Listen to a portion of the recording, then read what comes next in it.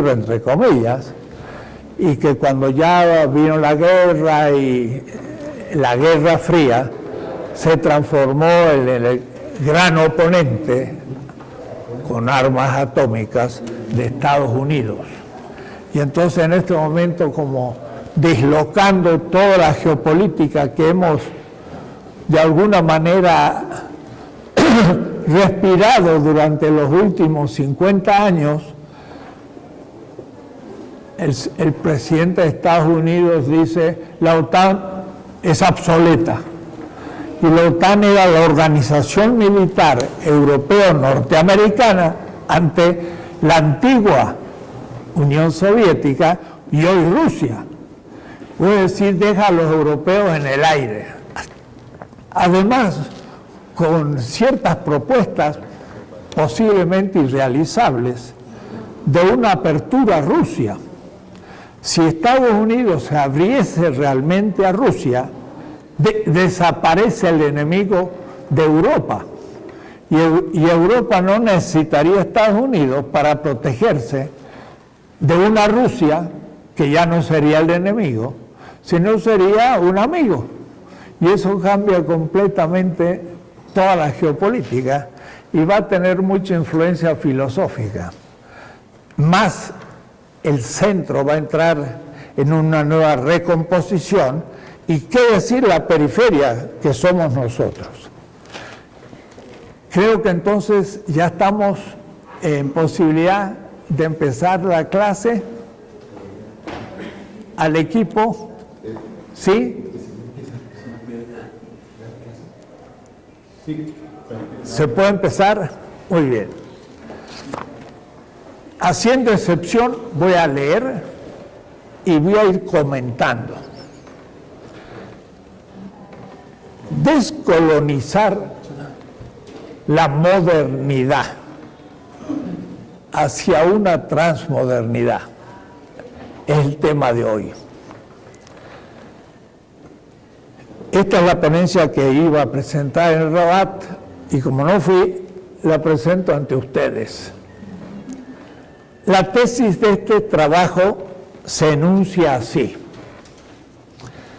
no es posible cumplir, desarrollar o aplicar, la palabra fuerte va a ser aplicar, la modernidad existente a otras culturas, ya que no es factible replicarla por ser un hecho irrepetible de la historia universal. El Congreso se ha llamado, se cumplió ya hace una semana, la modernidad y las modernidades. Es una de los posibles tratamientos de la modernidad. Unos hablan, la modernidad no cumplió todas sus posibilidades, tiene que hacerlo todavía. Es la posición de Habermas. Otros dicen, la modernidad irá más allá de la superación del capitalismo. Es la posición de Bolívar Echeverría. Antonio Negri en Commonwealth dice, es posibilidad una otra modernidad, una altermodernidad. Y hay otros que dicen, es posible que en el futuro haya muchas modernidades. Esta es la posibilidad que voy a tratar solo. Es posible que haya en el futuro, en la China, la India, el mundo islámico, el mundo bantú, América Latina, modernidades alternativas a la modernidad como se ha dado. Ese es el tema. Y el Congreso entero, hay como 40 participantes, iba a tratar ese tema. Yo me iba a oponer al título del seminario, porque digo, la modernidad existente es irrepetible. No hay posibilidad de múltiples modernidades. Por ello, habrá que dialogar sobre el sentido del espíritu de la modernidad. el profesor y filósofo marroquí Taha Abdul Rahman habla del espíritu de la modernidad y lo describe. Habrá que dialogar sobre el sentido de un espíritu de la modernidad. Yo iba a discutir con el profesor Taha y se me enfermó y no hubo diálogo. Si se tiene en cuenta que la modernidad no es meramente un concepto, sino un hecho histórico singular, irrepetible, y no puede sustantivarse como una esencia que podría resurgir o renovadamente volver a originarse en futuras modernidades alternativas a partir de otras tradiciones culturales, como la árabe islámica, que me iba a encontrar yo en medio de la totalidad del Congreso, iban a ser musulmanes o islámicos, o latinoamericana, o bantú africana, o indostánica, etc.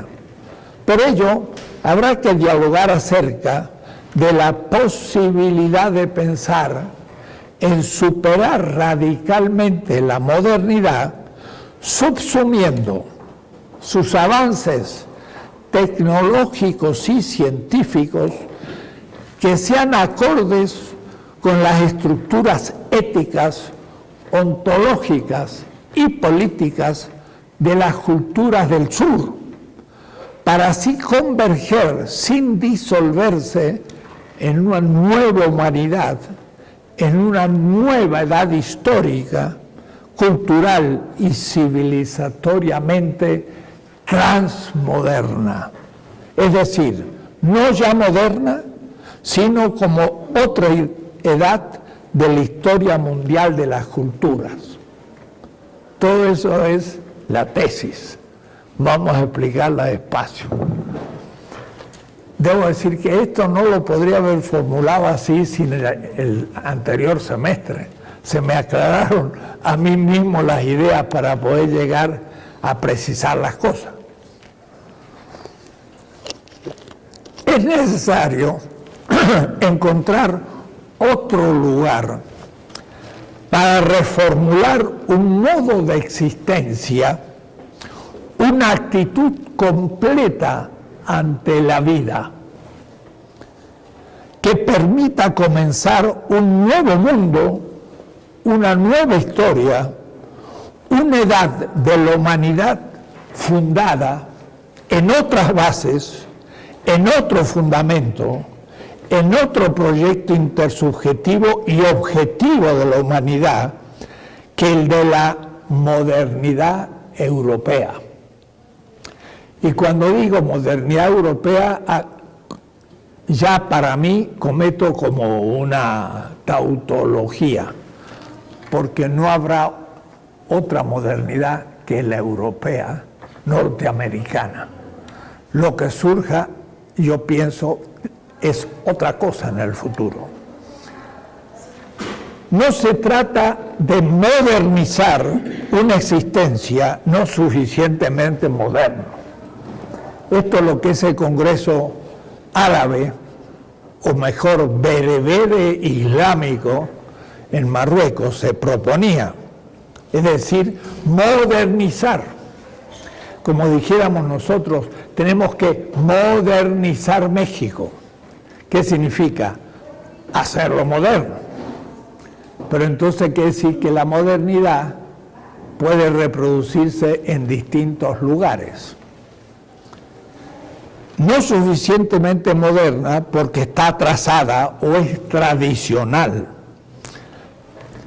para la interpretación moderna, sino de originar desde otro horizonte ontológico histórico un mundo distinto, más justo, más adecuado a las exigencias ecológicas de la naturaleza. La tradición histórica de una cultura no es una entelequia sustantivada, diríamos, la cultura árabe, una sustancia que camina en la historia, o la cultura latinoamericana, una sustancia dada. Una tradición no es una entelequia sustantivada y dada de una vez para siempre, sino que es una estructura histórica, ontológica, creciente cualitativamente, que se adapta en coherencia con su pasado a las nuevas exigencias auténticas que permitan la sobrevivencia de la misma cultura con otras culturas en una mundialidad pluriversa. Voy a explicar mundialidad pluriversa, que ya ha sido tomado por una buena filósofa islámica de Marruecos, y voy a también aclararle un poco qué significa eso. Una cosa es decir el mundo pluriverso, otra cosa la universalidad de una cultura. La universalidad de una cultura es una cultura que empieza a ser aceptado por todos. Mundial no es lo mismo que universal. Universal es lo mismo en todas partes. Mundial es lo que se da en todas partes, pero puede ser con diferencias analógicas. Pero ya verán cuando toque el tema. También esto es gracias al avance que hicimos el semestre pasado. La tradición histórica de una cultura, entonces, no es una sustancia, sino que se va construyendo y variando en la historia. La cultura latinoamericana, islámica o china va cambiando, pero es una tradición que tiene su diacronía en el tiempo.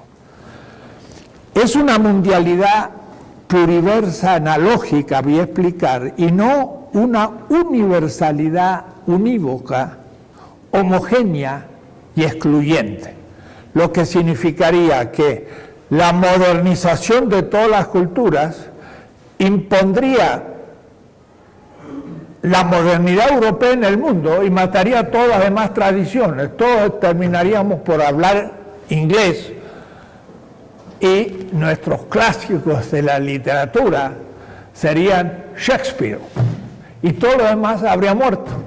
Eso sería una universalidad modernizada. No creo que sea ese el futuro de la humanidad, que sería el fruto de la fetichización de una sola cultura. El gran filósofo marroquí Taha Abdul Rahman nació en 1944 en el Jadida, en Marruecos, de reconocida solvencia en estudios de lógica, filosofía del lenguaje y ciencia.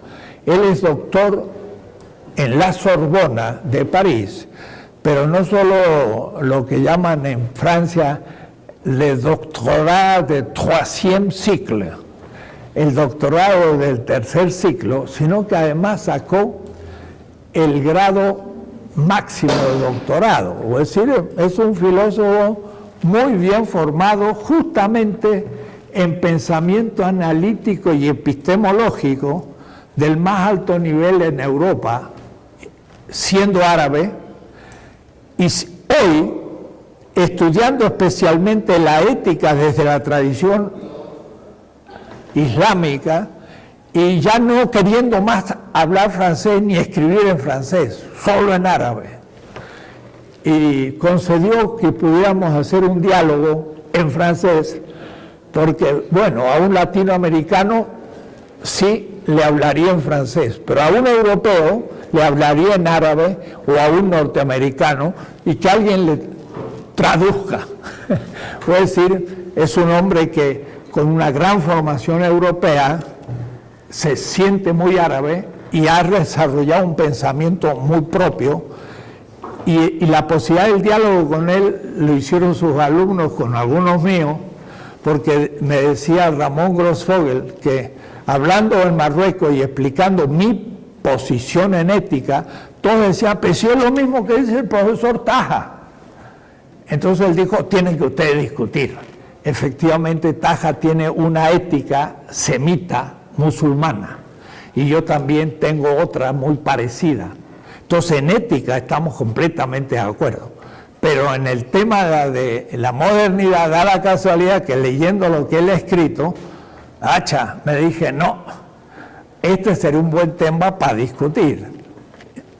Pero no lo pude hacer en esta ocasión. Pero esto se va a traducir al árabe y lo va a leer el profesor Taha y quizás diga, bueno, que me enfermé, así no tuve que enfrentarme, o lástima que me enfermé porque podríamos haber avanzado el tema. Pero lo cierto es que por ahora no se produjo el diálogo.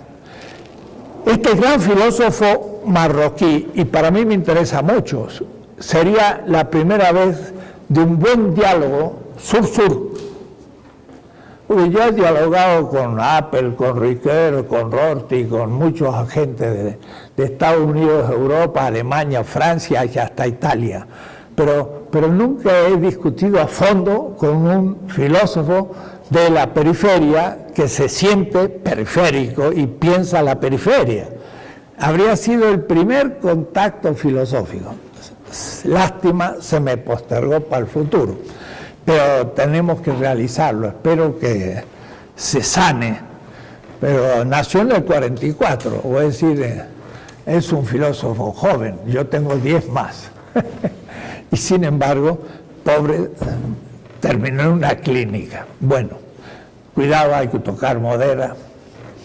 Entonces, el profesor Taha coincide con las posiciones fundamentales de la filosofía de la liberación en ética, en el sentido que la modernidad creó una filosofía formalista que se distanció de la ética humanística de la vida, concibiendo la razón principal y exclusivamente como razón teórica, abstracta y formal.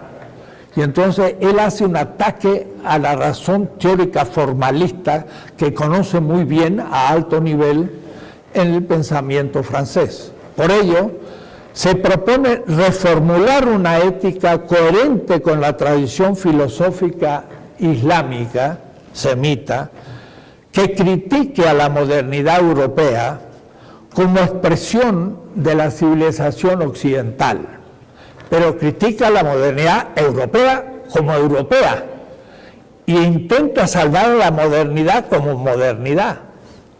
Ese es el juego. Todo esto es hoy objeto de debate. Donde comenzaría nuestro diálogo debería situarse en la concepción misma de la modernidad. Entonces yo al profesor le hubiera dicho, tenemos que discutir qué es para usted la modernidad y qué es para mí, a ver si podemos modernizarnos o no. Abdul Rahman propone la hipótesis de pensar como necesaria no una modernidad, la europea, sino múltiples modernidades. No es ni siquiera la continuación de la modernidad europea, sino la posibilidad de otras modernidades, negando así la pretensión europea de excluir a las otras culturas de la posibilidad de también crear sus respectivas modernidades. Debo decir que esta temática es nueva para mí, porque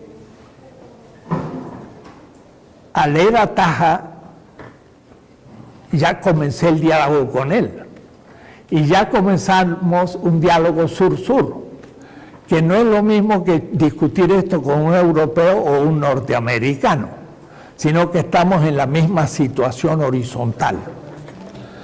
Es decir, el proyecto consistiría en llegar a la construcción de an Islamic theory ethical that is capable de una teoría islámica ética que es capaz de confrontar a una ética en la posición de la civilización occidental. Hacer una ética árabe musulmana que confronte a la ética moderna europea. Para ello se propone fundar una modernidad árabe en vez de intentar imitar la modernidad occidental.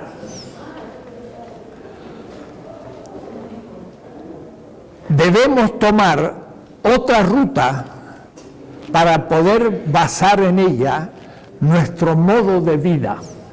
Estoy traduciendo. El problema a dialogar, agrego yo, es justamente en qué consiste esa otra vía, another road, donde se inspira y se origina y por dónde se traza y hacia dónde se encamina. Esto supondría tener en claro la concepción misma de la modernidad. Dice, no voy a imitar la europea, vamos a tener la nuestra. Pero para eso tengo que entender qué es la modernidad que Europa realizó. Para yo poder tener una modernidad que realizo como árabe. Y en el caso nuestro sería una modernidad que realizo como latinoamericano. ¿Está interesante? Es una cuestión nuestra, del sur, porque el europeo no se propone realizar una modernidad si ya la hizo. Lo que puede proponerse el europeo es lo que dice Habermas, culminar el proceso de nuestra modernidad, no hay otra. O ir a otra edad contra la modernidad, ahí habría que discutirlo. Abdul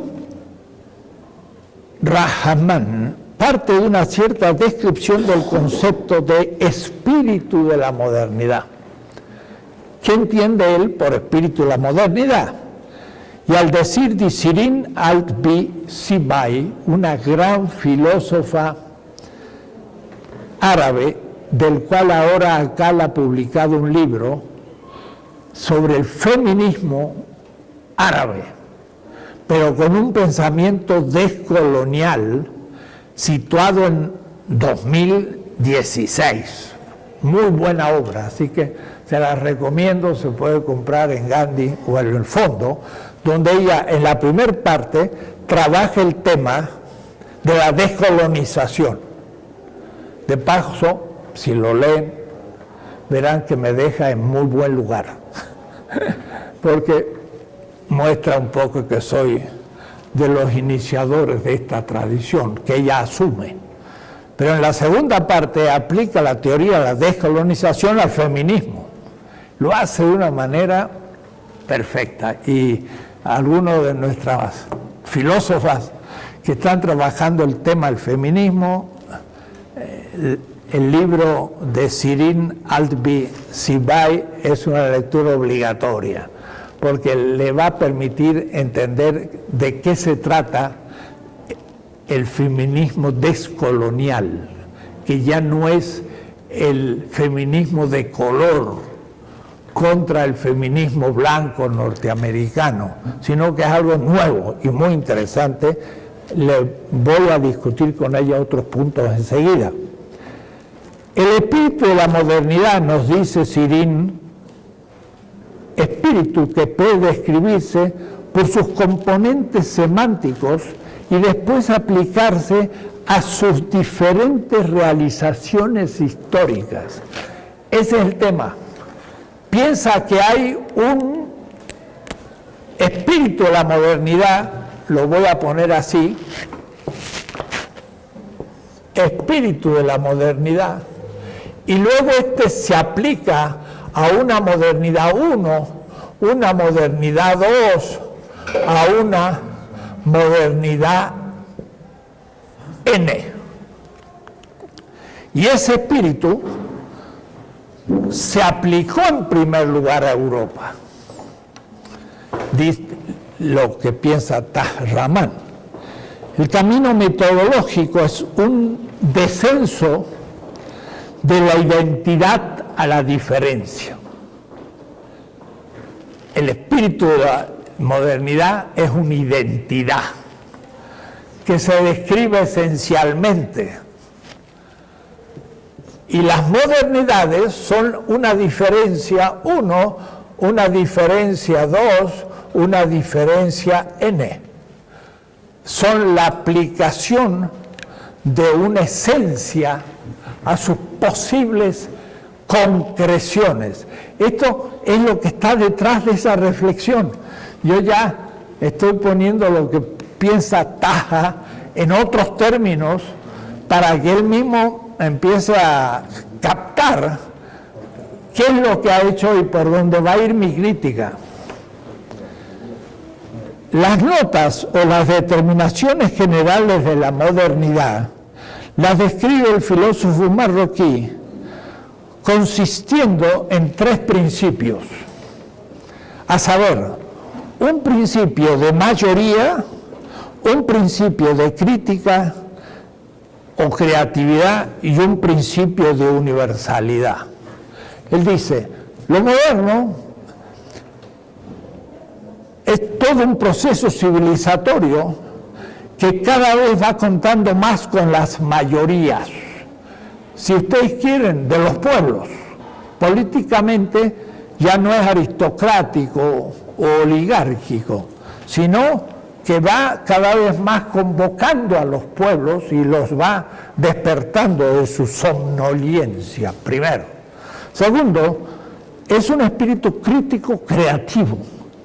Miren la producción tecnológica que ha hecho, tremenda los descubrimientos que ha producido. Entonces, lo moderno es esa creatividad crítica y al mismo tiempo un principio de universalidad, porque va descubriendo cosas que a su vez pueden ser vividas en otras situaciones y tornarse universales. Entonces, esto podría llevarnos a estudiar a Taha en un seminario, leyendo algunas de sus obras en el punto, y sería empezar a estudiar filósofos del sur, no solo filósofos del norte. Y esto es la tarea que hay que hacer en el futuro. Y vamos a hacer en septiembre un encuentro filosófico sur-sur en Ohio, en Dayton, la universidad, para empezar un diálogo entre africanos, asiáticos y latinoamericanos. Y este trabajo ya es un material para ese diálogo, porque es la primera vez que yo he dicho, hay que dialogar, el sur-sur, hay, pero nunca he empezado.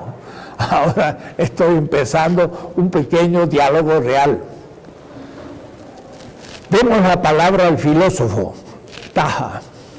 La observación gira en torno a la necesidad de considerar la modernidad como una aplicación interna y otra externa.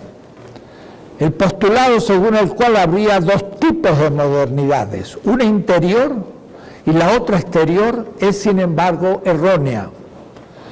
La modernidad real no puede lograrse sino a través de la aplicación directa del espíritu de la modernidad, respaldado por los 3 principios antes mencionados, el principio de mayoría, de crítica y de universalidad. Por lo tanto, una aplicación directa no puede ser sino una modernidad interior, mientras que lo que otros llaman modernidad exterior, haciendo alusión a las experiencias de países no occidentales, apenas puede ser considerada como una modernidad en un sentido propio. Es decir, la modernidad no puede aplicarse de uno a otro y ser una modernidad importada, o es decir, exterior. La modernidad debe surgir desde el interior de una cultura y desarrollarse. Esto lo dice en una de sus obras, que se llama en inglés The Question of Ethics, la cuestión de la ética. desearía considerar primero, lógicamente, el objeto de este diálogo. ¿De qué hablamos cuando usamos el término modernidad? A.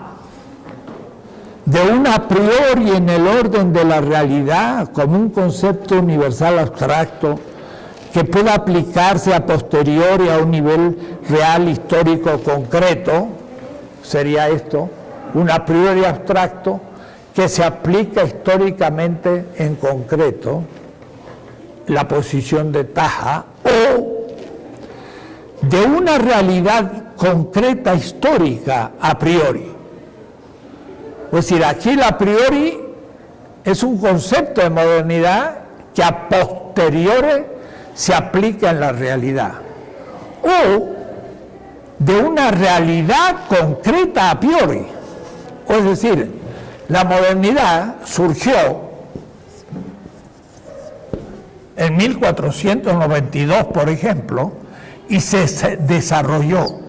El a priori no era abstracto, era ya concreto, era Europa modificándose para constituir eso que llamamos modernidad.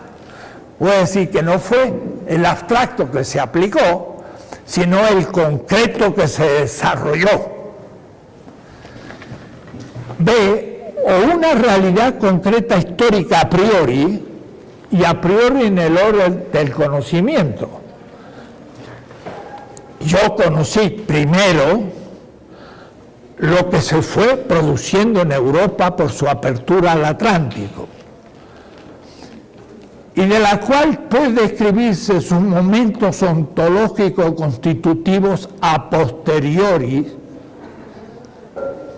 para tener conocimiento de su particularidad.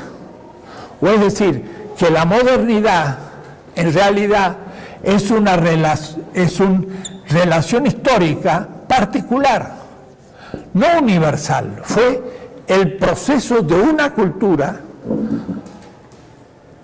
sin a priori, sino que fue produciendo la modernidad en el proceso. Si la modernidad es un concepto universal a priori, como piensa Taha, en el orden de la realidad, entonces se puede aplicar a los casos singulares. Es un movimiento del universal unívoco por descenso hacia los entes o las cosas en la que se aplica dicha universalidad.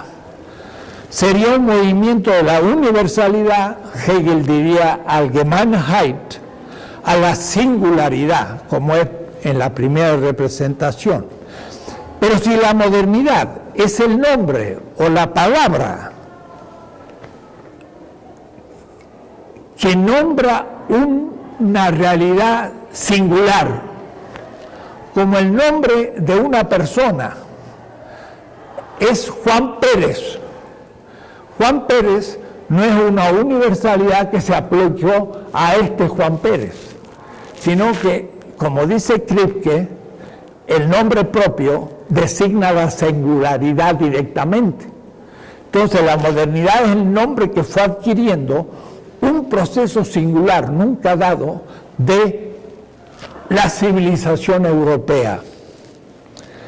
Pero si la modernidad es el nombre y la palabra que expresa una época histórica de una cultura ya singular, que sería la Einzelheit de Hegel, no la Allgemeinheit, la singularidad, no habría tal aplicación, al latín applicatio o en alemán Anwendung, posible.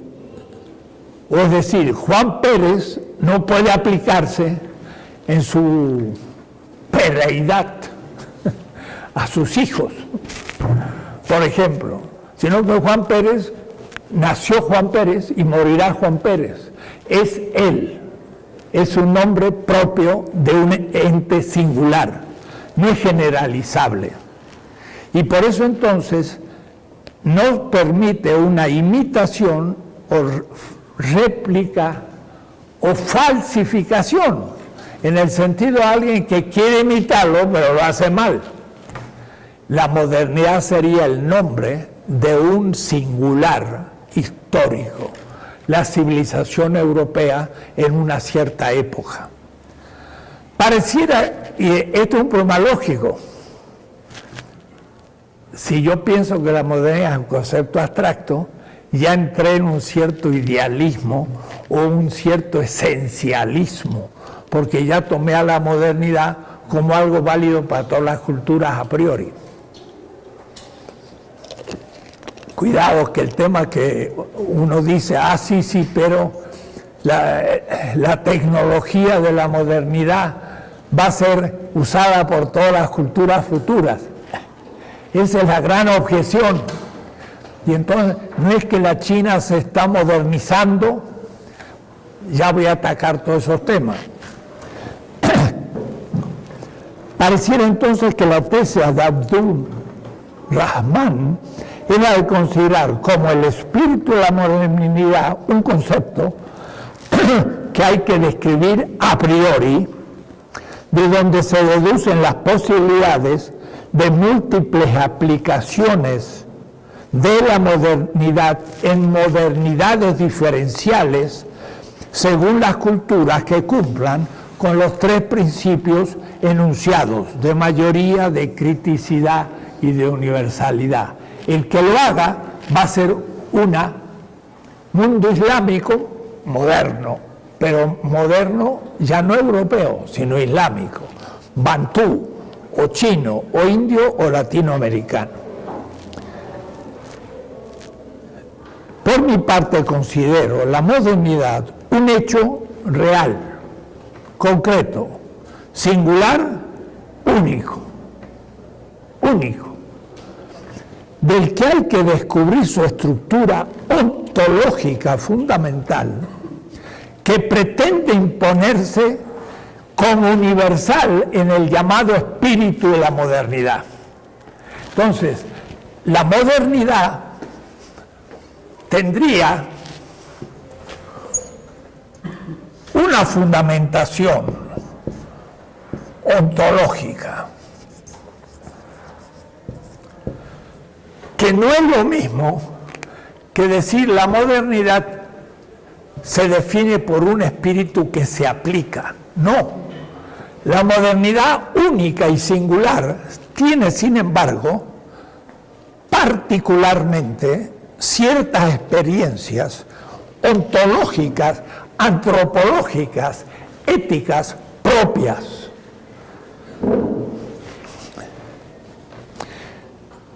Es una pretensión propia de la dominación confundir sus determinaciones ontológicas con una idea esencial universal, o es decir, que es válido para todas las culturas. Por ejemplo, la individualidad singular de la modernidad que pierde la comunidad. Es una experiencia propia de la modernidad. Eso puede realizarse en todas las culturas. Si yo individualizo todas las culturas y le hago perder su comunidad, cumplo con la modernidad, pero la destruyo en su tradición, porque ahora sí es una imitación de segunda de Europa. Cada cultura tiene una improntación ontológica distinta, de la cual debe partir para desarrollarse. La universalidad de la modernidad, opinamos, es una pretensión ilusoria que en el proceso histórico real definió las cosas de tal manera que la pretendida aplicación a otras culturas sería una falsificación de las otras culturas por intentar imitar a la modernidad europea, y justamente en esto consiste la colonialidad del saber. Volveré. El intento de aplicar una pretendida universalidad que no es sino una singularidad inimitable, lo voy a explicar enseguida, por parte de las otras culturas fuera de Europa, porque el producto de un proceso único de esa Europa, pero construida conceptualmente sobre una utopía inalcanzable. Por ejemplo, la igualdad, la libertad, la fraternidad, son parte de la utopía de la modernidad. Nunca lograron la igualdad. Están los ricos y los pobres, los periféricos y los coloniales. ¿Dónde está la igualdad?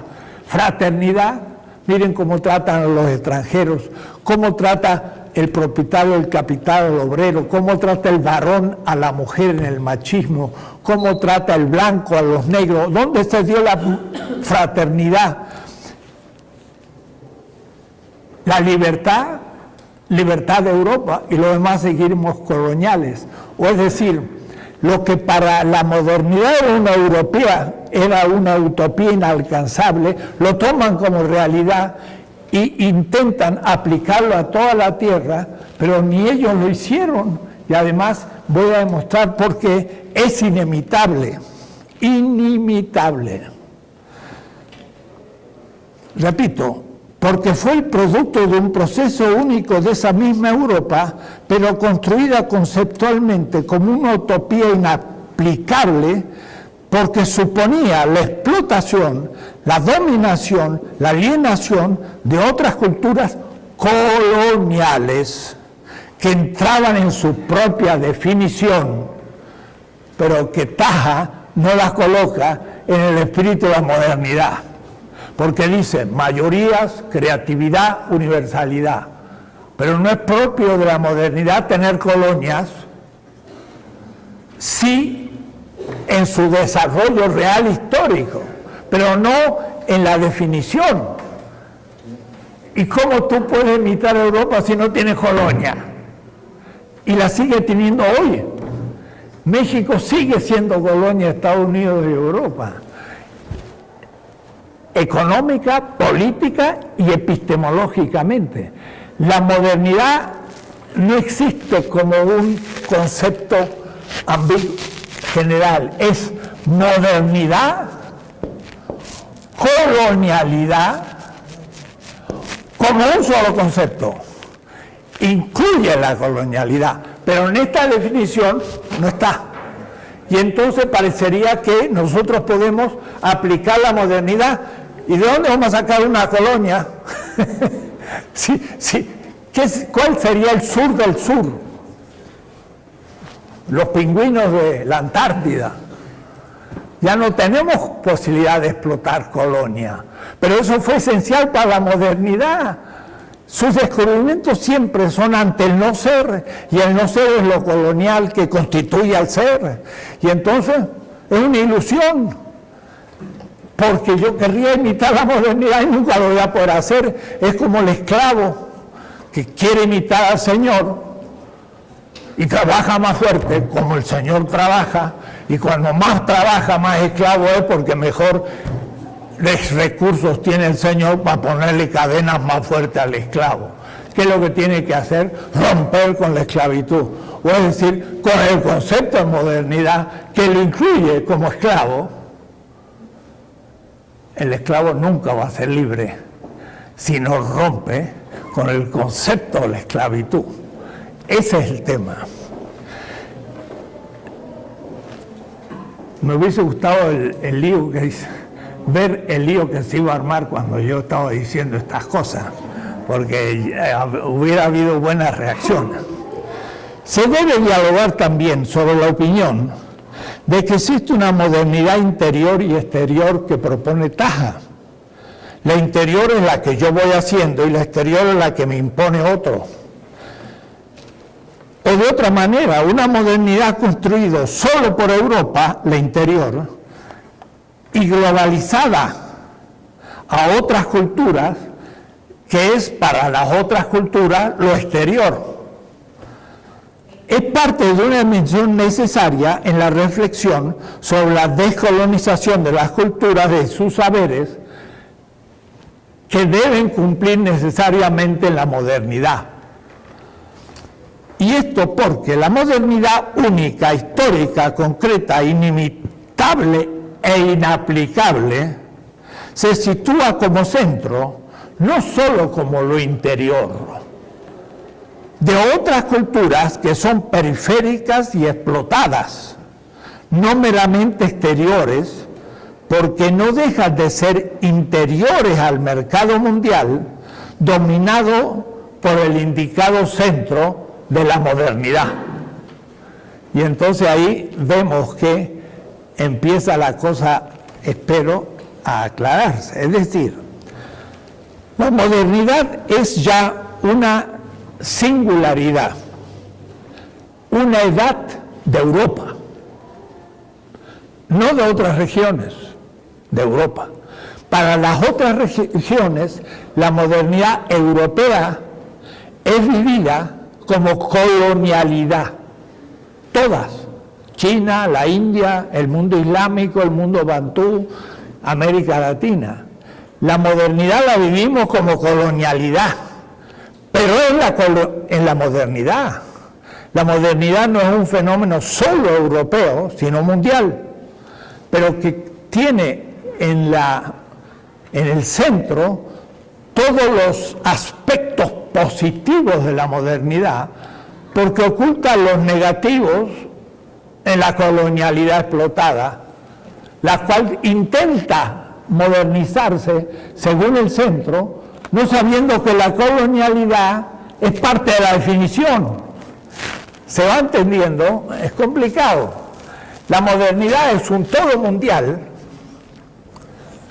donde Europa y después Estados Unidos muestran el rostro positivo de la modernidad, pero que se construye por la explotación del sur o de las colonias, los cuales ven en Europa la realización positiva y creen que puede ser su proyecto futuro positivo y vivir esta positividad como positividad propia. Pero no se dan cuenta que esta positividad se pudo construir por la explotación de sí mismo y el futuro es absolutamente ilusorio, porque no va a poder explotar nadie, sino que va a tener que construirse desde sus propias tradiciones. En 1492 yo dije en el librito, hay un concepto europeo de modernidad, ellos son los modernos y los otros son los atrasados. No, el fenómeno de la modernidad es mundial, porque la colonialidad es parte de la definición de la modernidad. Y los beneficios de la modernidad se absorben desde la periferia. Y digo, ¿cómo come la modernidad? Come tomates, maíz, papa, café, azúcar. Mire, lo que comía el hombre en la Edad Media europea, en su tradición premoderna, era una cosa realmente aburridísima. ¿Cómo podía uno pensar? El 90% de lo que come el europeo viene de las colonias. Quiere decir que la comida tan rica de la modernidad europea se nutre de los alimentos de la periferia que ellos olvidan. ¿Qué sería Italia sin las pastas? Viene de China. ¿Qué sería Alemania sin el Kartoffel? Viene de los incas. Y así todo lo demás. Ya estudiamos el libro de Jack Woody, El robo de la historia, pero es el robo de la economía, el robo de la política en la definición de la modernidad.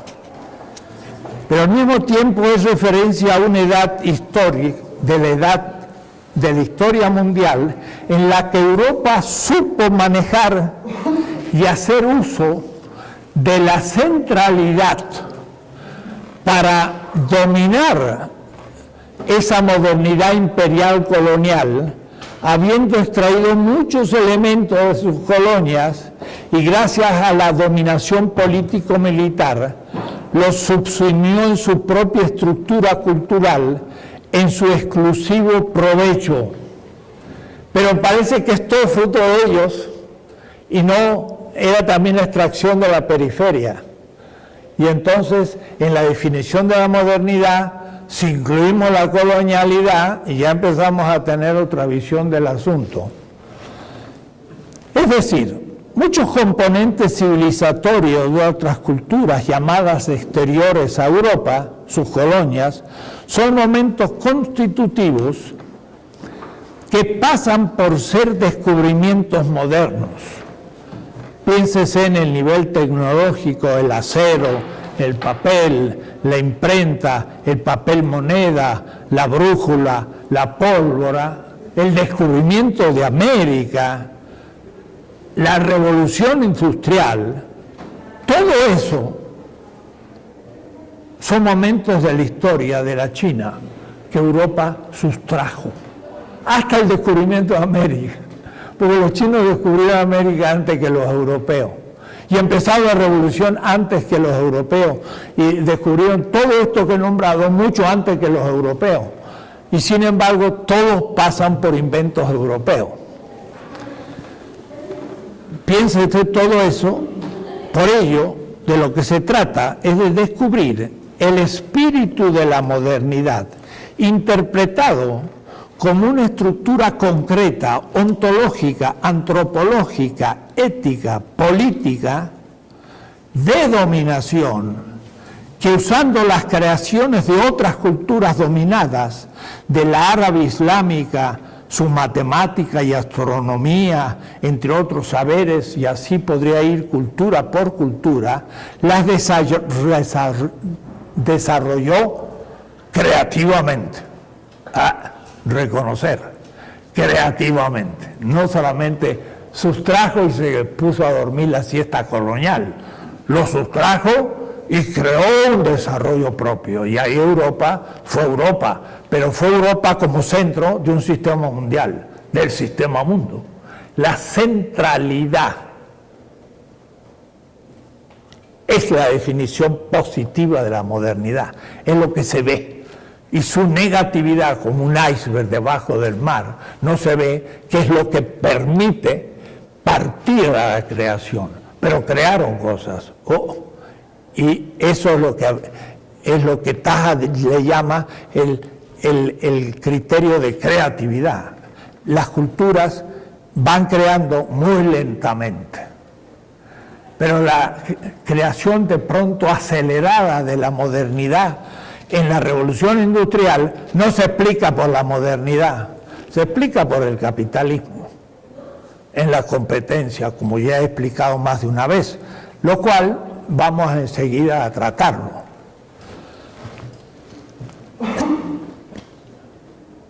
Por ello, de lo que se trata es de descubrir el espíritu de la modernidad, interpretado como una estructura ontológica. El ser es, el no ser no es, el ser es europeo. Y el no ser son los bárbaros, los otros, que no son Europa. Y esto ya es ontológico, y esto lo van viviendo en la conquista de América en primer lugar, cronológicamente. Y después lo expanden por todos lados hasta el señor Trump. Trump es el mejor ejemplo de la ilusión de la modernidad. Él cree que un musulmán es un peligro para la visión norteamericana, blanca y cristiana del mundo, cristiana de derecha fundamentalista además. Las expresiones que él tiene es de lo que se cree moderno. Nosotros somos superiores. Tenemos volver a la América great, grande. Esa es la positividad de la modernidad. ¿De dónde lo sacaron su great? Lo sacaron a los territorios que le sacaron a México y a los indios.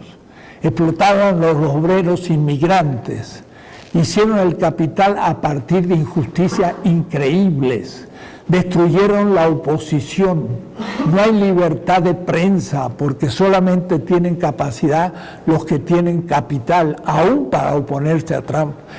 Es esa visión idílica de la modernidad, él la muestra de una manera ingenua y brutal, y se aterroriza a todo el mundo. Si le hiciera educadamente, es lo que se hace todos los días. Pero decir, no entran más musulmanes, todo el mundo le han creado la idea de que los musulmanes son todos violentos. Falso. Hay fundamentalistas islámicos. ¿Y quién los formó? La CIA. Se olvidan, pero hay fundamentalistas sionistas. Miren lo que dijo Nayib Yatú, el primer ministro israelita. Dice, bravo Trump, que hace el muro. Y entonces México dice, ay, usted está contra México. No, yo no me refería a México. ¿Es imbécil usted o tiene cabeza? Si el muro era con México, no era con los palestinos ni con los esquimales. ¿No se dio cuenta? Dijo que el muro estaba bien, contra los mexicanos, no, tengo que estar en buenos términos con los mexicanos, pero estoy en favor del muro. ¿Por qué? Porque le echo un muro a los palestinos. Sionistas, fundamentalistas. También hay fundamentalistas árabes, pero también hay fundamentalistas cristianos. Bush y el señor Trump es un fundamentalista. No nos escandalicemos del fundamentalismo, lo tenemos en casa, ¿no? Eso es cuando la modernidad se muestra en su rostro de monstruo. Es lo que estamos viendo. Y entonces todos se escandalizan, hasta los modernos. No, eso no soy, pero si eso eres, mírate en el espejo. Bueno, la modernidad europea no es un mero hecho europeo, lo dije ya hace 40 años, sino también mundial. En 1492, El encubrimiento del otro, y el subtítulo era Hacia el origen del mito de la modernidad. En 1992 yo hablaba del mito de la modernidad. El mito de la modernidad es una modernidad bonita, great. Ese es un mito. La realidad es monstruosa muchas veces. Es el esclavo de las colonias, es la explotación de los ilegales en Estados Unidos. ¿Por qué hay tantos ilegales? ¿Porque han llegado sin ley? No, porque no le quieren conceder la legalidad, porque si le consiguen, dan la legalidad, le van a tener que pagar más sueldo y van a tener derecho. Prefieren tener ilegales para poder machacarlos, explotarlos y expulsarlos cuando se da la gana.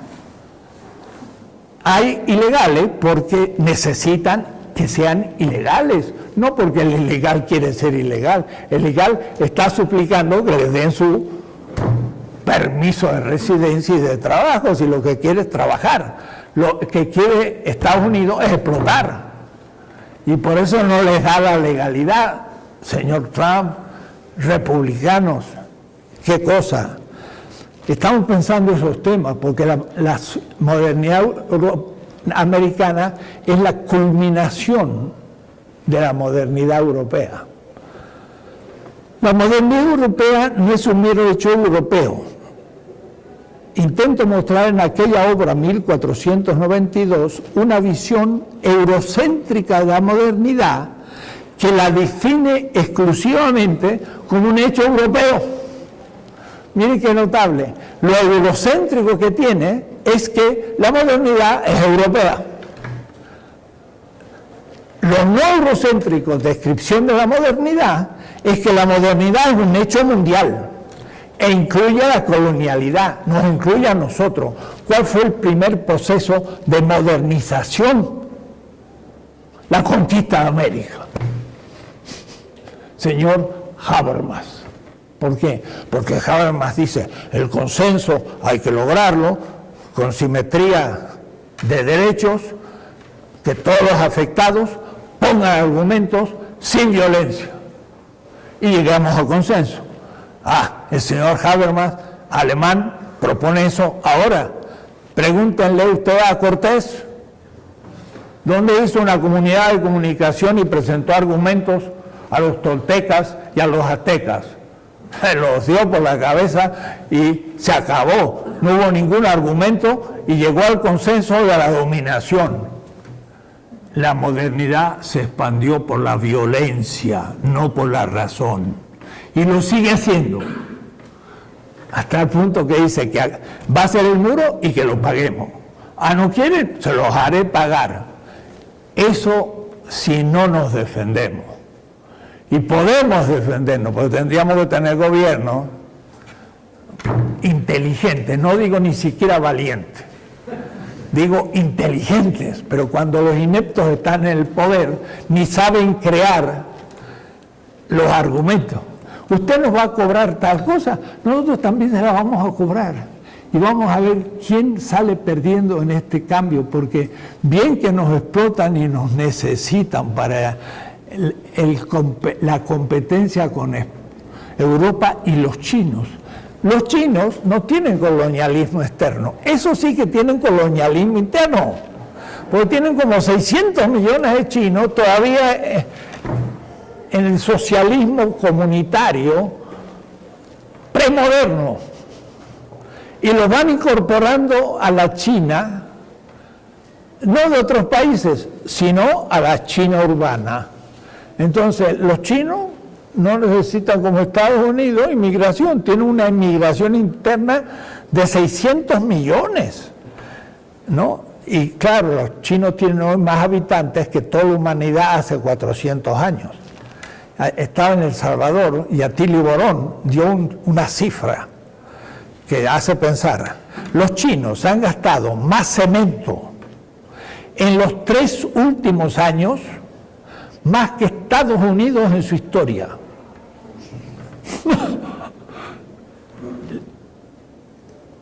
Y puso las cifras. Ahora usted mira, la China se está modernizando. Eso enseguida.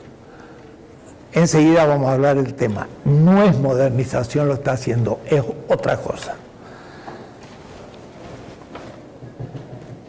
Por ello, intenta demostrar esa pequeña obrita cómo el origen de la modernidad no fue el Renacimiento italiano solo, ni la Reforma luterana que ahora cumple 500 años, ni la Revolución política inglesa, ni la Revolución francesa solo.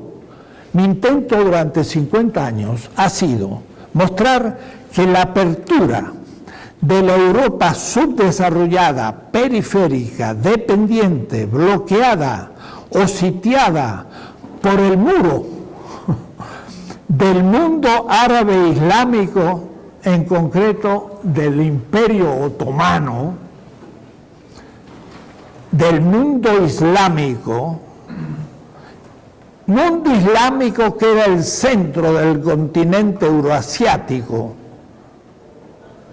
aunque más allá del califato de Bagdad tenía también a la China y la India como los polos productivos, económicos y culturales de dicho continente. Lo he explicado muchas veces, pero hay que volver al mapita. Si Eurasia tiene a Japón aquí e Inglaterra acá, y acá está la China, acá está la India, y aquí estaba Europa. Y el mundo árabe venía de Marruecos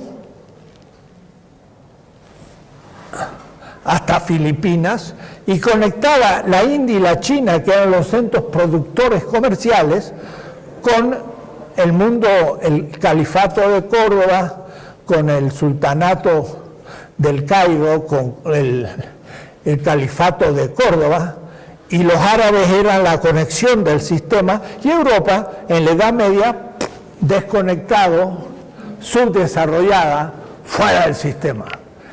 Esa es la Edad Media.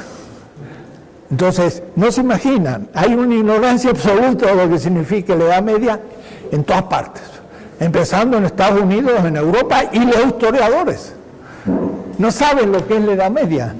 Es la época en que Europa era periférica, subdesarrollada, y el mundo árabe, musulmán, era el centro de conexión.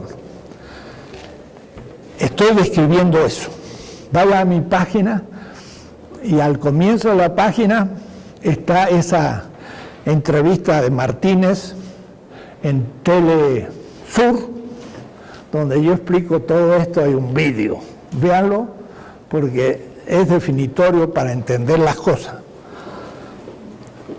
Es decir, la modernidad es la apertura de Europa al océano Atlántico. A partir de allí fue al Pacífico a través de México por el oeste, desde Acapulco, y por el este a través del África al océano Índico. Entonces esta Europa, que era secundaria, llega a América, pero el Atlántico se transforma en el centro geopolítico, y ahora Europa, de aquí va al África y al Asia, a América, y de ahí va al Asia, y entonces se transforma en el centro del sistema. Eso es la modernidad. Es un hecho mundial, no es un hecho europeo. Es el hecho de Europa centro de un sistema mundo que descubre Wallerstein, aunque a la primera etapa le llama imperio mundo y fracasa, y con los holandeses aparece el sistema mundo. Este cambio de centro geopolítico, esto cuando uno habla con una persona, un árabe, se queda así, dice, nunca lo había pensado. El profesor Appel, cuando vio esto que yo expliqué en Frankfurt, nunca lo había escuchado. Nunca se ha planteado la cosa así. Aquí lo hemos planteado por primera vez. Y entonces el poder argumentativo de esa imagen. Hay que hacer un mapa y verlo. El espacio que está trabajando es el que muestra en la historia. Este cambio del centro geopolítico de la historia mundial a finales del siglo XV, en 1492, efectuada en su origen por el sur de Europa, por Portugal y España, lo más culto y lo más desarrollado de Europa. ¿Por qué? Por su contacto durante siglos con el califato de Córdoba, árabe islámico. Por eso era lo más culto, no porque estaba junto a los alemanes que estaban ahí en las selvas del norte de Europa, medios bárbaros todavía. Los españoles estaban en el Mediterráneo, junto a los árabes, que eran los grandes filósofos, los grandes matemáticos, los grandes astrónomos. En el sur de Europa estaba la cultura. Fue un hecho europeo simultáneamente mundial. Esto el mismo Taha no lo ve. Los árabes no se dan cuenta por qué perdieron en el siglo XVI creatividad. Pero perdieron creatividad porque ellos eran el centro del sistema euroasiático, y cuando España le conquistó con Portugal los océanos, quedaron ahora sitiados. Y perdieron entonces la centralidad los árabes y se vino bajo la civilización árabe. Pero no saben por qué, todavía hoy. Notable. Entonces hay que explicarle a ellos mismos qué les pasó. Porque quieren explicar su historia desde Europa y desde Estados Unidos, yendo a esas universidades que le enseñan la historia europea o norteamericana, y entonces no entienden la cultura árabe. Tiene que venir un latinoamericano para decirle, mire, nosotros somos la causa de su decadencia.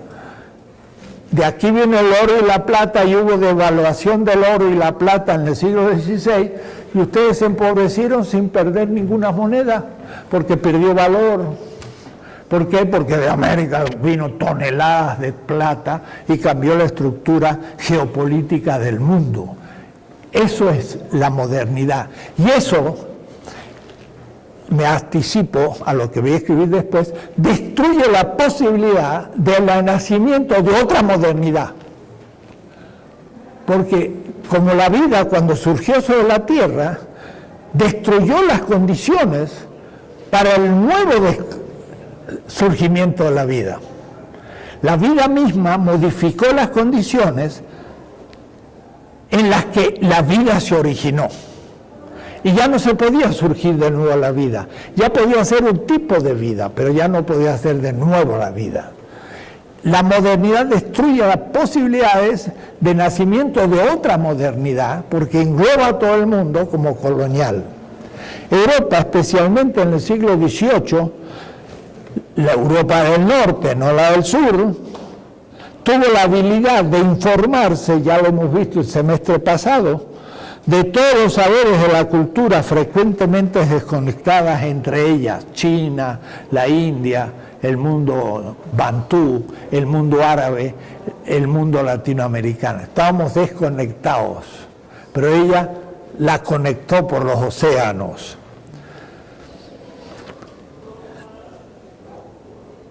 Tuvo la habilidad de informarse de todos los saberes de las culturas frecuentemente desconectadas del sur, y como se opera hoy en las computadoras, leyó los archivos de estas otras culturas más desarrolladas que Europa, como la china y la indostánica y la árabe, y desde este momento funcionaron como periféricas, asimilando y aprendiendo sus saberes, ciencia, tecnologías dispersas, y desde una situación desigual, ahora Europa por ser centro, por el manejo, management, de esa nueva centralidad, ahora mundial, incluyendo por primera vez a América y a todo el continente euroasiático, desconectó dichos archivos que había primero estudiado, subsumido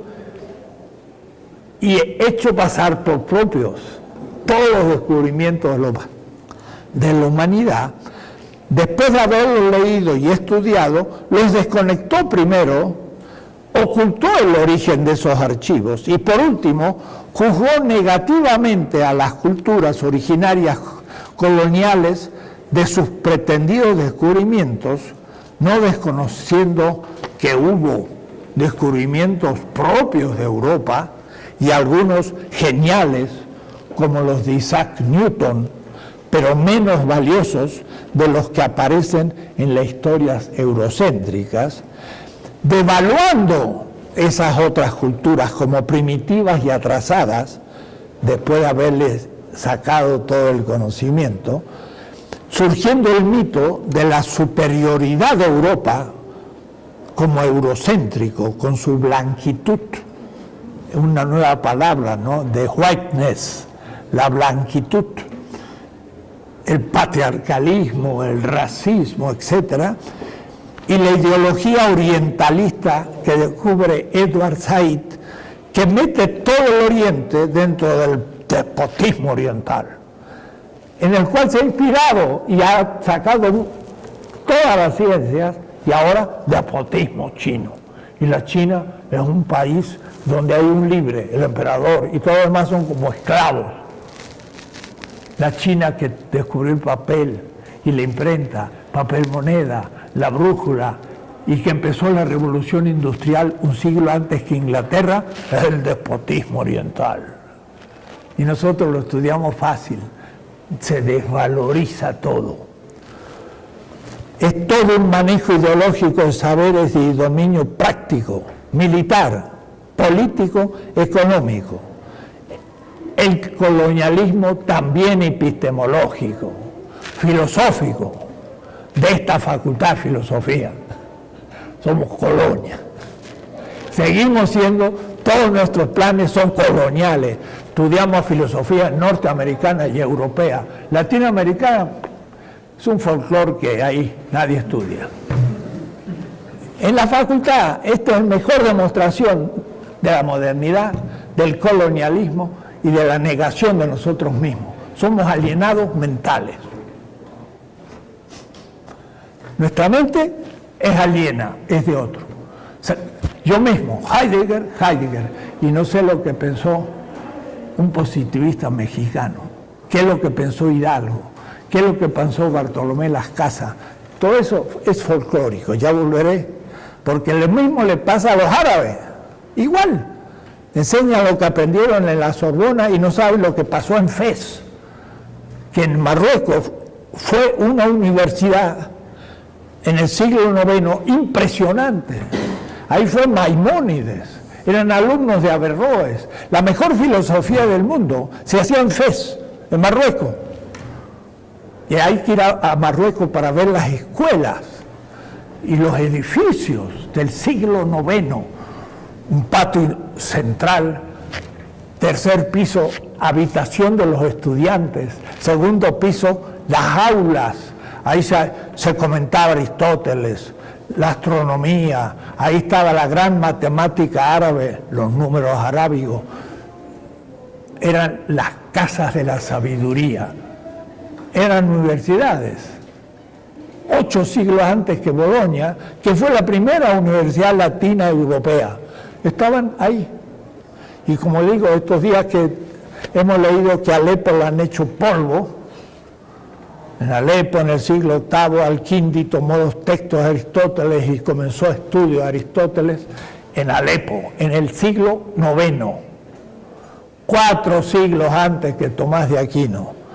Y entonces toda la filosofía de París vino del mundo árabe por España y el califato de Córdoba, donde estaba Averroes, el más grande filósofo de su época, árabe. Los cristianos estaban en la barbarie medieval, creyendo que para sanar a un enfermo había que hacer un exorcismo, y para saber si era verdad o mentira lo que había dicho, que caminara sobre brasas, y si se quemaba los pies era falso lo que estaba diciendo. Y cuando los árabes veían a los cruzados hacer esas barbaridades, decían, estos cristianos son bárbaros. Y ellos, con un refinamiento de la medicina y las matemáticas y todo en el siglo XI, espantados de los cristianos.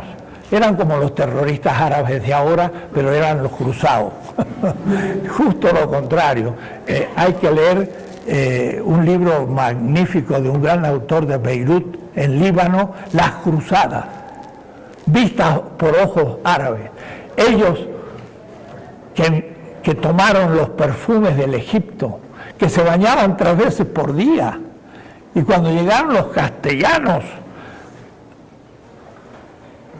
escandalizaban a los árabes por su suciedad y mal olor, como los indígenas que se desmayaban ante los conquistadores del mal olor, porque nuestros indígenas eran muy pulcros, eran muy aseados, también se limpiaban 3 veces por día.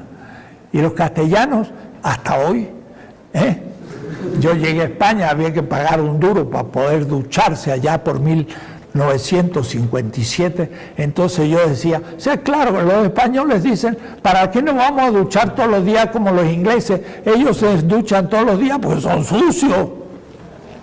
Nosotros no necesitamos. Bueno. Cuando uno ha vivido los dos mundos, entonces tiene unos ojos más libres ante ver la modernidad.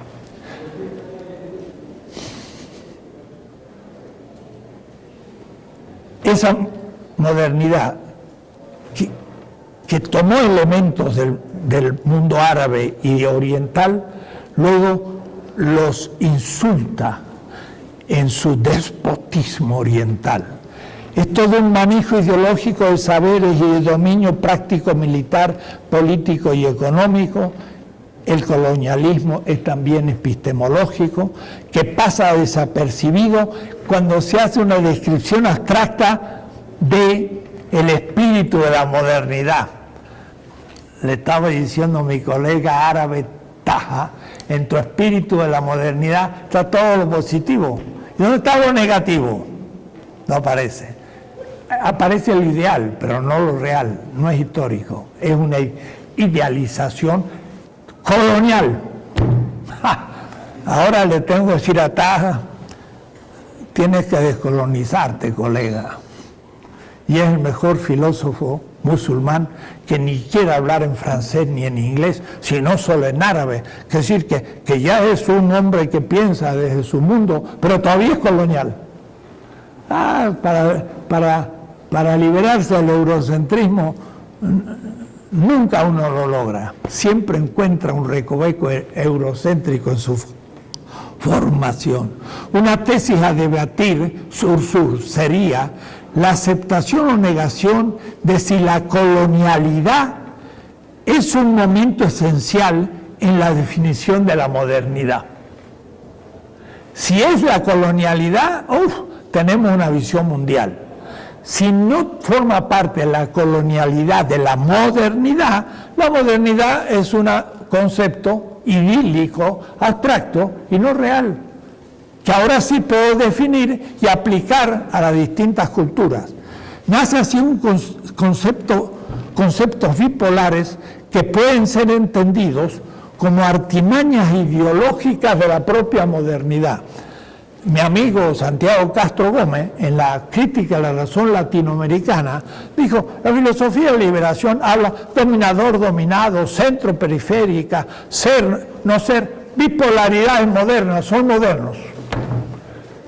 Yo me quedé pensando, Santiago, así que hablar de dominador, dominado es moderno, ¿y cómo puedo expresarme?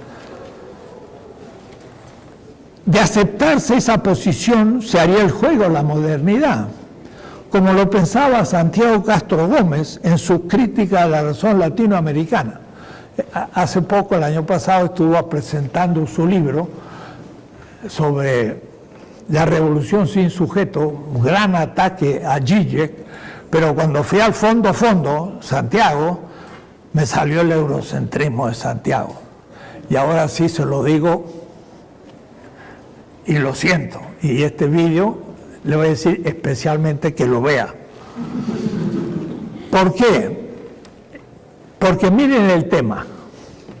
Si se parte de la modernidad en oposición a lo no moderno, se define lo no moderno como la negatividad, es decir, como lo primitivo, anacrónico y superado. Entonces digo, modernidad, tradición. La modernidad es lo nuevo, la tradición es lo atrasado, es lo viejo, es lo superado. Pero si se invierte el punto de partida y se dice tradición, modernidad, es muy importante. Si invierto la oposición, cambia todo de sentido la reflexión. ¿Por qué? Es decir, tomando la tradición como la permanencia de las prácticas y teorías de una cultura en la historia, no puede menos que reconocerse que la misma modernidad tuvo un crecimiento homogéneo con su propia tradición europea medieval, aún en la economía, en la moral, en la ciencia y en la tecnología. Tomó un telar de madera medieval y le puso una máquina e hizo la revolución industrial sobre las técnicas artesanales europeas homogéneamente. Entonces ahí no destruyeron la tecnología artesanal, la desarrollaron. Entonces no hay oposición entre tradición y modernidad. La modernidad europea fue la tecnificación del artesanado europeo.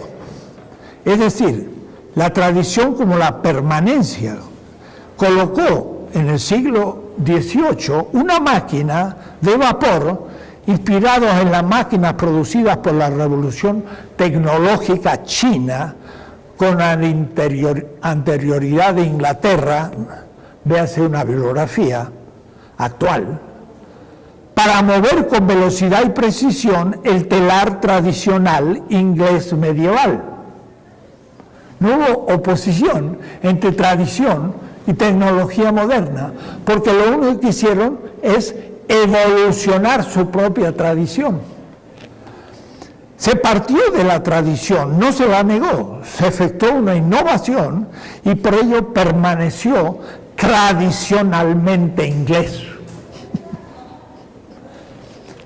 Era un momento nuevo de la viviente tradición británica.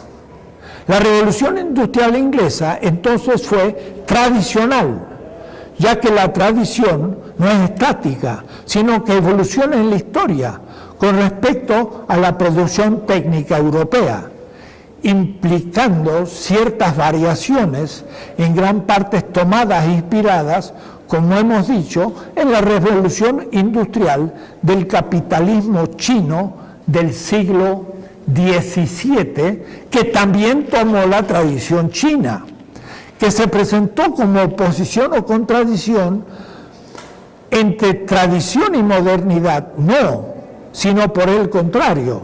La modernidad fue un crecimiento tecnológico de un artesanado homogéneo anterior.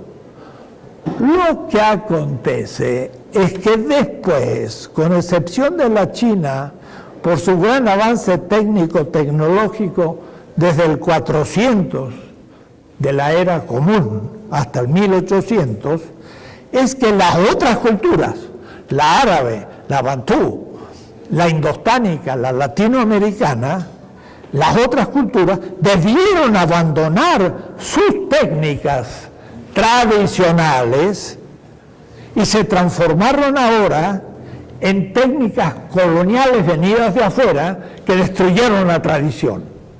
Entonces, modernidad se opone a tradición en las otras culturas, pero no en Inglaterra.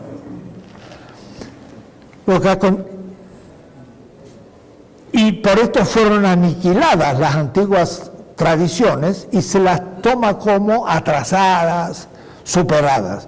La modernidad, usando su periferia, la explota y domina posteriormente, postrándola en estados desmejorados, peores en relación a lo que se encontraban en el momento del comienzo de la colonización. En los cementerios de Honduras se han hecho análisis de los cadáveres. El indígena en Honduras tenía 10 centímetros más que el campesinado hondureño actual. Era más fuerte, más crecido. Y por los excrementos y por la constitución de sus huesos, se ve que comía de una manera más variada y con más proteínas que hoy. Es decir, un campesino hondureño está peor que los indígenas en el momento de la conquista. Esa modernidad no es entonces una estructura abstracta que pueda aplicarse a otras situaciones históricas concretas culturales. Esto fue llamado en la década del 60 del siglo XX el desarrollismo. Creer que yo puedo hacer lo que hace Europa, pero Europa destruye al hacer su proceso la posibilidad a toda otra cultura de hacer lo que ella hizo. Y además de tener colonias. ¿Cómo yo voy a hacer lo que Europa hizo si no tengo colonias? Y eso sería el desarrollismo absurdo. Porque entonces nos lanzaron a desarrollarnos y no pudimos. Y entonces, ¿qué dijeron? Lo que les pasa es que le falta tecnología y le falta capital. Y vino la década del desarrollo. Nos dieron capital y tecnología. Eran las transnacionales. ¿Y qué hicieron? Nos explotaron más que antes. La tecnología era extranjera, el capital era extranjero, el capital productivo se metió entre nosotros. Antes nos vendían el Ford hecho, pero ahora tienen la fábrica de Ford. Y ahora ellos dominan el país internamente porque pueden retirar su inversión y todos los obreros se quedan sin trabajo y es un problema social. Antes vendían el Ford. Es decir, dieron tecnología y dieron capital, instalaron las transnacionales y nos dominaron más que antes y extrajeron más riqueza que antes. Eso es el desarrollismo, creer que podemos aplicar la modernidad.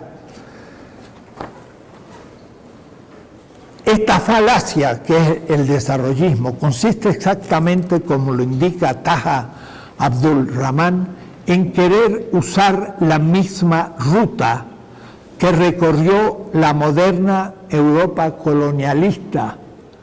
Pero él dice, hay que usar otra ruta. Pero usando el espíritu y la modernidad es imposible, porque destruyó sus propias condiciones de réplica o de imitación sin colonias. Sin una colonia, la nación dependiente intenta seguir la misma ruta europea, nunca llegará a la modernidad, sino un momento de su propia miseria y mayor dependencia colonial. Se trata justamente de tomar another road, otra ruta, pero no la moderna europea.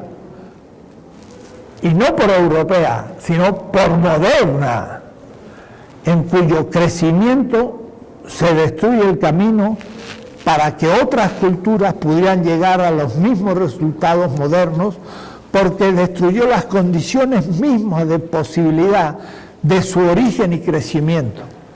La acumulación originaria de la modernidad europea supuso la explotación colonial. Y nosotros no podemos hacer una acumulación originaria porque no tenemos colonias.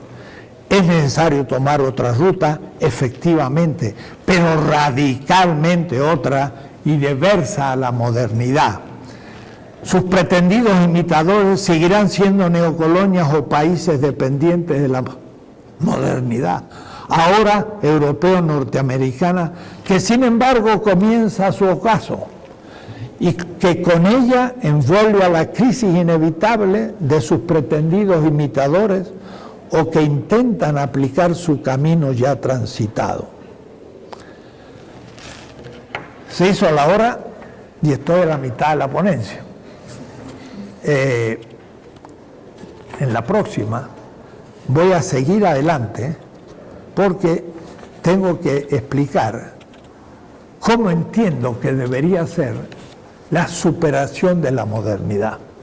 Pero todavía no he entrado a una descripción de los supuestos ontológicos, antropológicos, históricos de la modernidad única europea, en la cual reside no solo el hecho de que no podamos imitarla, sino su extrema peligrosidad. Y el primer punto es el ecológico. La modernidad no tiene frenos ante la destrucción de las condiciones de la reproducción de la vida en la Tierra. Y eso es un límite absoluto. Y no sabe cómo frenar el suicidio colectivo que estamos cumpliendo. No sabe cómo frenar el problema ecológico. Porque el criterio del capital y la modernidad en general es opuesto al criterio de afirmación de la vida. Y ahí entonces ya nuestra oposición es contra el espíritu mismo de la modernidad, pero no como un concepto abstracto, sino como un concepto concreto de la única cultura que se llama moderna, que es la europea, e inimitable, porque vuelvo a repetir, ha destruido las condiciones del nacimiento de una modernidad distinta. ¿Qué hacer entonces? Ese es el tema. También lo propongo con la filósofa Siri en el tema de la transmodernidad y en la aplicación de un concepto analógico que de pronto está en el Corán. El Corán tiene también una visión sumamente pluriversal del futuro, pero ella no entendió lo de pluriversal y habló de una universalidad heterogénea, y eso es contradictorio. La universalidad no puede ser heterogénea. lo que justamente está buscando es una pluriversidad heterogénea, pero mundial, que tiene aspectos semejantes, y esos aspectos semejantes hay que describirlos y son opuestos a la modernidad. Y ahí la teoría de la analogía da la formulación lógica de la edad que viene. Esto va a ser un poco el fundamento del curso del semestre, después lo iremos viendo. Lo voy a meter también en la página para que ustedes lo tengan, con notas y bibliografía. Era mi ponencia en Marruecos, que la he dictado ante ustedes. En vez de un congreso, son mis alumnos, que son los verdaderos congresistas. Entonces, el próximo miércoles, ya sabiendo que a las 12, espero que tengamos más quórum. Firmaron todos los que estuvieron. Está la carpeta abierta porque quizás tengan que agregar páginas. Me la dan para no perder contacto. Hasta la próxima.